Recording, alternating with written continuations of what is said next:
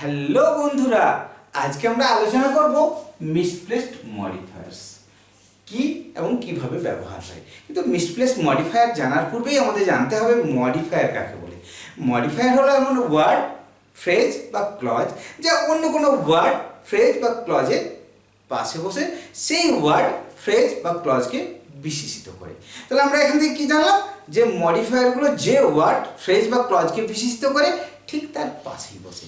কিন্তু বিশেষ বিশেষ ক্ষেত্রে আমরা লক্ষ্য করি এই মডিফায়ারগুলো যে ওয়ার্ড, ফ্রেজ বা ক্লজকে বিশেষিত করার কথা সেখানে না বসে অন্য কোনো ওয়ার্ড, ফ্রেজ বা ক্লজের কাছে গিয়ে বসছে। এই ধরনের মডিফায়ারের অবস্থানকে আমরা কি বলবো? Misplaced modifier.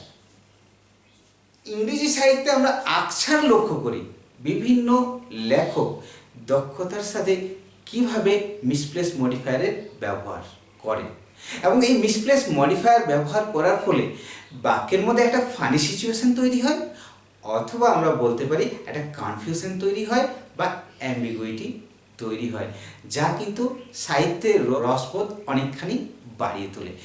কিন্তু সাবধান, লেখকদের স্বাধীনতা থাকতে পারে, আমাদের স্বাধীনতা নেই। পরীক্ষা হলে এই মিসপ্লেসড মডিফায়ার দেওয়া থাকে এবং এটা নিয়ে এরার ডিটেকশন করতে বলা হয় অথবা সেন্টেন্স ইমপ্রুভমেন্ট দেওয়া থাকে। মিসপ্লেসড মডিফায়ার অবস্থান অথবা মিসপ্লেসড মডিফায়ার কোনটা সেটা খুঁজে বার করতে হবে এবং তার সঠিক অবস্থান কোথায় হবে সেটা কিন্তু আমাদের লিখতে হবে। আজকের ক্লাসটা প্রথম থেকে শেষ পর্যন্ত দেখলে মিসপ্লেসড মডিফায়ার কি, কিভাবে বাক্যে অবস্থান করে অথবা মিসপ্লেসড মডিফায়ারকে কিভাবে তার সঠিক অবস্থানে বসাতে পারবো সেটা নিয়ে আর কোনো সমস্যা থাকবে না। প্রথম উদাহরণটাতে কি দেখছি? She serves sweet to her friends in paper plates.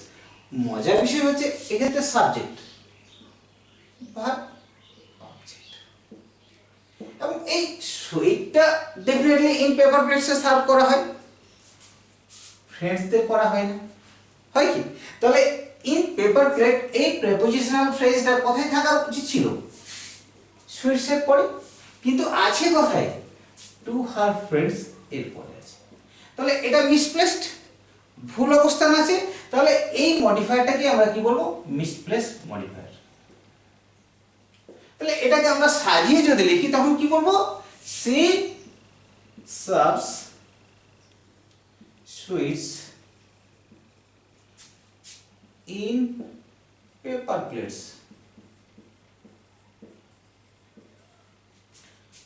To her friends. এটা কিন্তু নির্ভুল বাক্য, যেটা আমি পরে লিখলাম এটা নির্ভুল বাক্য, এটা আমাদের যখন এরার ডিটেকশন দেওয়া থাকবে এটা ভুল বাক্য।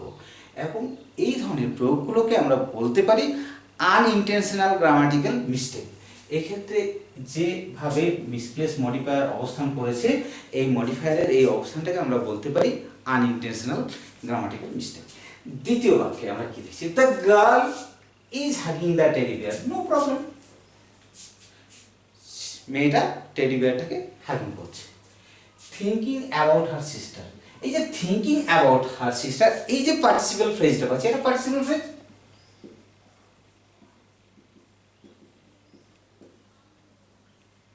আরো ভালোভাবে বলতে পারি প্রেজেন্ট পার্টিসিপল ফ্রেজ। এই যে থিঙ্কিং অ্যাবাউট হার সিস্টার, এই টেডি বিয়ার কি থিঙ্কিং অ্যাবাউট হার সিস্টার?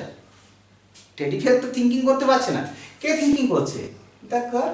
তাহলে এই যে মডিফায়ারটা পাচ্ছি থিঙ্কিং অ্যাবাউট হার সিস্টার, এই মডিফায়ারটা মিসপ্লেসড মডিফায়ার। কি বলছি? থিঙ্কিং অ্যাবাউট হার সিস্টার, এই ফ্রেজটা কিন্তু মিসপ্লেসড মডিফায়ার। এর সঠিক অবস্থান কি হবে? The girl thinking about her sister is hugging the teddy bear. Good. এক্ষেত্রে বাক্যটা নির্ভুল হলো এবং আমাদের মধ্যে আর কিন্তু কোনো কনফিউশন থাকলো না, আমাদের বাক্যটার সঠিক অর্থ বুঝতে আর কোনো সমস্যা নেই। এবং এক্ষেত্রে থিঙ্কিং অ্যাবাউট হার সিস্টার এই মডিফায়ারের অবস্থানটা কিন্তু সঠিক জায়গাতেই ব্যবহার হয়েছে। তাহলে এক্ষেত্রে দেখলাম প্রিপোজিশনাল ফ্রেজ মডিফায়ার রূপে ব্যবহার হচ্ছে। এক্ষেত্রে দেখলাম প্রেজেন্ট পার্টিসিপেলও কিন্তু মিসপ্লেস মডিফায়ার রূপে ব্যবহার হচ্ছে। 3 নম্বর, I distributed some pens, subject verb object, to my students, no problem, preposition object, imported from Canada, এই যে মডিফায়ারটা পাচ্ছি, ইম্পোর্টেড ফ্রম কানাডা কে স্টুডেন্টসরা, আমাদের মধ্যে কনফিউশন তৈরি হচ্ছে, একটা অ্যাম্বিগুইটি আসছে। নিশ্চয়ই ইম্পোর্টেড ফ্রম কানাডা স্টুডেন্টস হবে না, এটা কি হবে সাম পেন্স। তাহলে ইম্পোর্টেড ফ্রম কানাডা এই ফ্রেজটা ভুল জায়গায় অবস্থান করেছে এবং এটাকে আমরা কি বললাম, এটা মডিফাই করছে কাকে, সাম পেন্সকে। তাহলে এর অবস্থান ভুল জায়গায় আছে। এখানে ইম্পোর্টেড ফ্রম কানাডা, ডেফিনেটলি এই পার্টিসিপল ফ্রেজটা হচ্ছে মিসপ্লেসড মডিফায়ার। কি বললাম, মিসপ্লেসড মডিফায়ার। এক্ষেত্রে প্রেজেন্ট পার্টিসিপল পেয়েছিলাম মিসপ্লেসড মডিফায়ার রূপে, এক্ষেত্রে কি পাচ্ছি, পাস্ট পার্টিসিপল।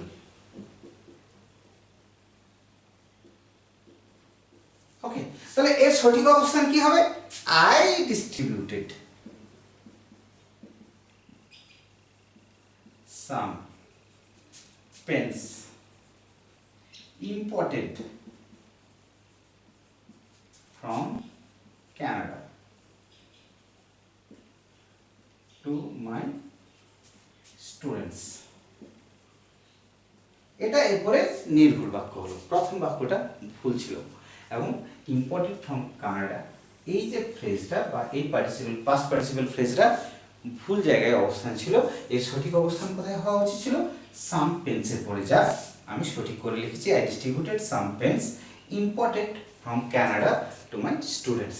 তাহলে ইম্পোর্টেড ফ্রম কানাডা এই মডিফায়ারটা প্রথম বাক্যে কিন্তু মিসপ্লেসড মডিফায়ার রূপে বাক্যে অবস্থান করেছিল।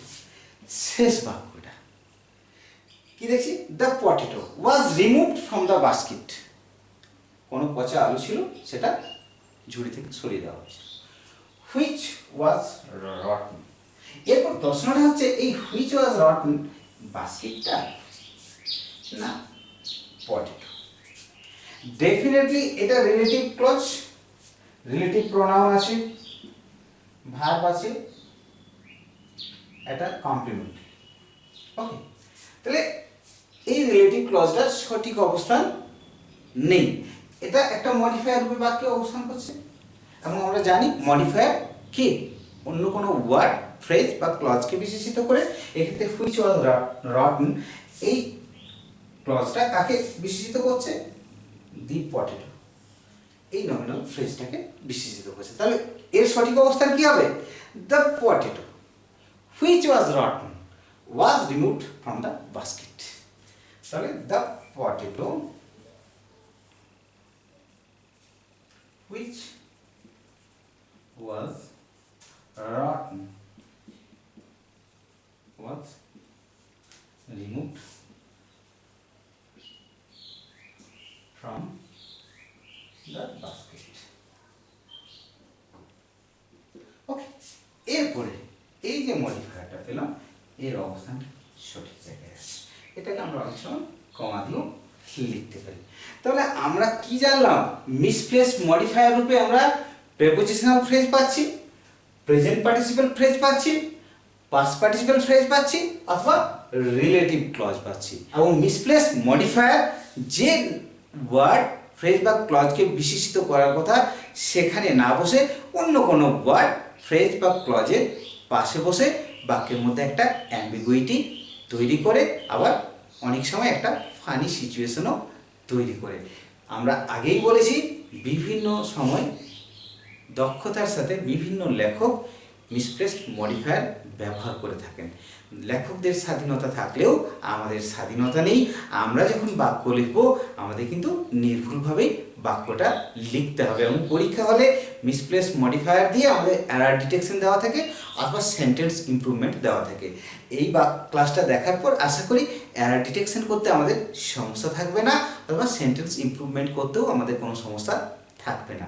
মিসপ্লেসড মডিফায়ার নিয়ে কোনো প্রশ্ন থাকলে প্লিজ কমেন্ট বক্সে কমেন্ট